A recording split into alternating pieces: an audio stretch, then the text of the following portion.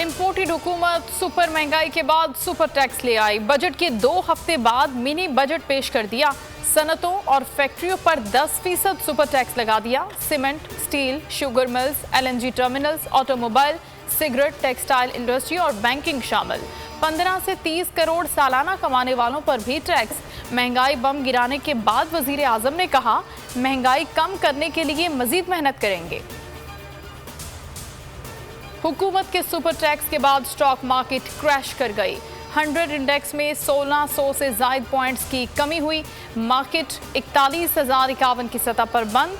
उधर रुपए की कदर मजीद गिर गई। इंटरबैंक में डॉलर 25 पैसे महंगा, नया रेट 207 रुपए 48 पैसे हो गया। मिफ्ता इस्माइल कहते हैं ये मुश्किल तरीन साल होगा। IMF प्रोग्राम को बहाल करना जरूरी था, वरना मुल्क डिफॉल्ट हो जाता।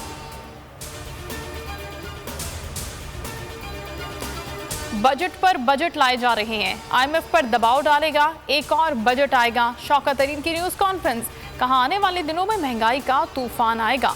बैंक के इंटरेस्ट रेट बढ़ने से छोटा ताजिर तबाह हो जाएगा। सनतें बंद हो जाएंगी, बेरोजगारी बढ़ जाएगी। हुकूमत 750 अरब रुपए की पेट्रोलियम लेवी लगाएगी।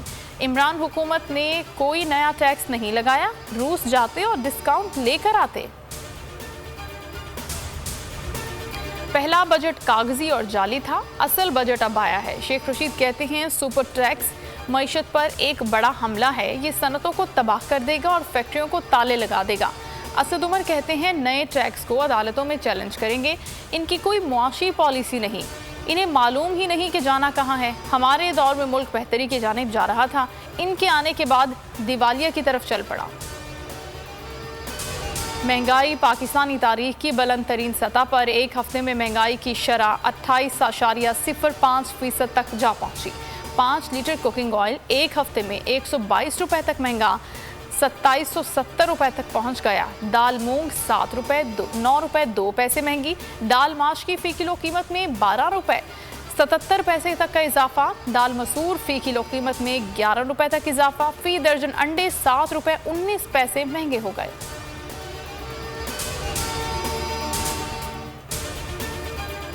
पाकिस्तान को चीन से 2 अरब 30 करोड़ डॉलर मौसूल। वजीर खजाना मिफ्ता इस्माइल ने तस्दीक कर दी। कहते हैं चीन से रकम की मुंतकली पर ज़र मुबादला के ज़खायर में इजाफा होगा। इमरान खान को झूठे मुकदमात में फंसाने की हुकूमती कोशिश नाकाम। अदालत ने 10 मुकदमात में 6 जुलाई तक जमानत दे दी। चेयरमैन तहरीक इंसाफ की इस्लामाबाद कचहरी आमद। सिक्योरिटी के सख्त इंतजामात। अदालत ने पुलिस को रिकॉर्ड समेत आइंदा समात पर तलब कर लिया। इमरान खान पर लॉन्ग मार्च के दौरान तोड़ फोड़ के इल्जामात हैं। कराची में कोरोना मुस्बत केसेस की शरह 10% से जायद। मास्क पहनना और समाजी फासले को लाजमी करार दिया जाए। DG हेल्थ का कमिश्नर को खत लिखा। इंडोर तकरीबात को 300, आउटडोर को 400 लोगों तक महदूद किया जाए। शॉपिंग मॉल्स, जिम्स, मज़ारात में दाखिले के लिए वैक्सीनेशन कार्ड चेक किया जाए। पब्लिक ट्रांसपोर्ट में सिर्फ 70% मुसाफिरों को इजाज़त दी जाए। सिंध में बल्दियाती इंतखाबात वक्त पर होंगे, कोई ताख़ीर बर्दाश्त नहीं की जाएगी। हाईकोर्ट ने बल्दियाती इंतखाबात रोकने से मुतालिक तमाम दरखास्तें मुस्तरद कर दी। जस्टिस जुनैद गफ्फार ने रिमार्क्स दिए। सुप्रीम कोर्ट ने बल्दियाती इंतखाबात कराने का हुक्म दे दिया था। 120 रोज में इलेक्शन क्यों नहीं कराए गए? पहला मरहला 26 जून को शेड्यूल।